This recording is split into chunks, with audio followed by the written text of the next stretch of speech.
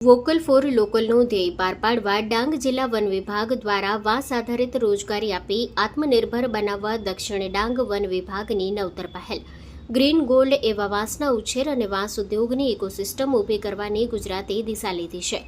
વડાપ્રધાન નરેન્દ્રભાઈ મોદીએ વાંસને વૃક્ષ ગણવાના 90 વર્ષ જૂના કાયદાને દૂર કરી આદિજાતિઓના સર્વગ્રાહી વિકાસના નવા દ્વાર ખોલી આપ્યા છે, જેને પગલે દેશના અનેક રાજ્યોમાં બાંબુ ઇન્ડસ્ટ્રી વાંસ આધારિત ઉદ્યોગોનો વિકાસ થઈ રહ્યો છે. ગુજરાતના મુખ્યમંત્રી ભૂપેન્દ્ર પટેલે આદિજાતિ બાંધવોને વાંસ આધારિત રોજગારી આપી આત્મનિર્ભર બનાવવાની નવતર પહેલના ભાગરૂપે ગત વર્ષોમાં તારીખ 26/5/2022ના રોજ ટેડિયાપાડા, નેત્રંગ, વઘઈ અને કેવડી ખાતે વર્ચ્યુઅલ વાંસ કૌશલ્યવર્ધન કેન્દ્રનો પ્રારંભ કર્યો હતો. હાલમાં મંડળી દ્વારા પોતે વાંસ તથા અન્ય રો મટીરીયલ ખરીદી કરી સરકારી સોમિલ વઘઈ ખાતે સીડ ભાડે રાખી મંડળી દ્વારા વિવિધ સરકારી સંસ્થાઓ વ્યક્તિગત રીતે હોલસેલમાં વાંસના ચીજવસ્તુના ઓર્ડર મેળવી મંડળીના સભ્યો દ્વારા ઓર્ડર મુજબ તથા અલગ અલગ પ્રવાસન સ્થળે વેચાણ કરવા માટે વાંસની વિવિધ પ્રકારની ચીજવસ્તુઓ બનાવવાની કામગીરી કરવામાં આવે છે. વઘઈ કોટવાડિયા સ્કીમ રેન્જના ફોરેસ્ટ અધિકારી સુનિલસિંહ વાઘેલા જણાવે છે કે આ મંડળી દ્વારા વઘઈ સોમિલ ખાતે વાંસની વિવિધ બનાવટો જેવી કે બેબી ચેર, પાટલા, સોફા, પેન્સિલ બોક્સ,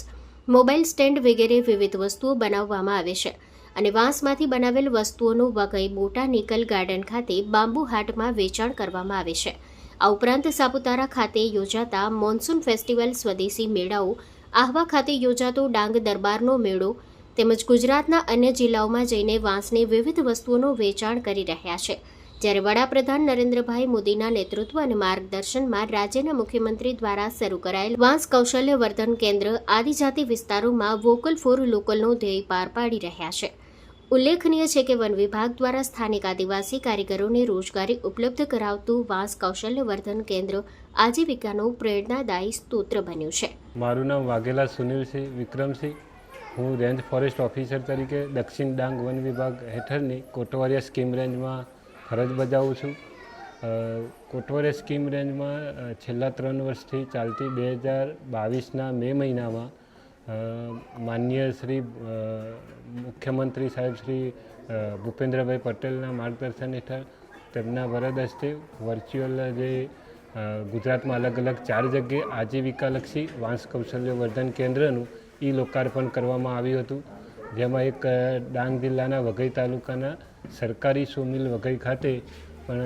વાંસ આજીવિકાલક્ષી વાંસ કૌશલ્યવર્ધન કેન્દ્ર દક્ષિણ ડાંગ વન વિભાગ દ્વારા શરૂ કરવામાં આવ્યું છે. તેમાં 2022-23માં ડાંગ જિલ્લાના કુલ કોટવાડિયા આદિમ જૂથના લોકો તથા ડાંગના જે અન્ય આદિવાસી સમાજના ભાઈઓ બહેનોને વાંસમાંથી વિવિધ ચીજ વસ્તુઓ બનાવવાની જેવી કે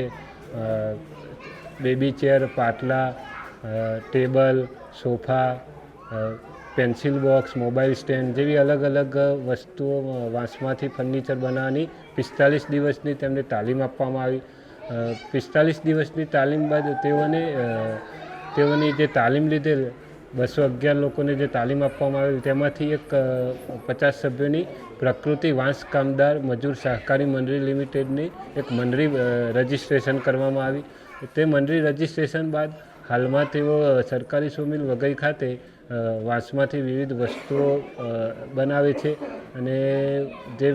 વિવિધ વસ્તુઓનું વેચાણ ડાંગ જિલ્લાના અલગ અલગ પ્રવાસન સ્થળ જેવા કે બોટનિકલ ગાર્ડન ખાતે બાંબુ હાટ, સાપુતારા મોન્સૂન ફેસ્ટિવલ દરમિયાન સ્ટોલ મેળવીને પછી ડાંગ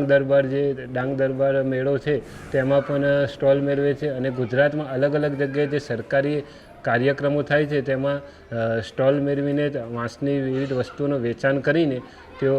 ડાંગ જિલ્લાના અહીંયાના જે કોટવાડિયા આદિમજૂથ તથા આદિવાસી સમાજના ભાઈઓ બહેનોને અમે રોજગારી મેળવે છે અને તેઓ આર્થિક રીતે પગભર બન્યા છે.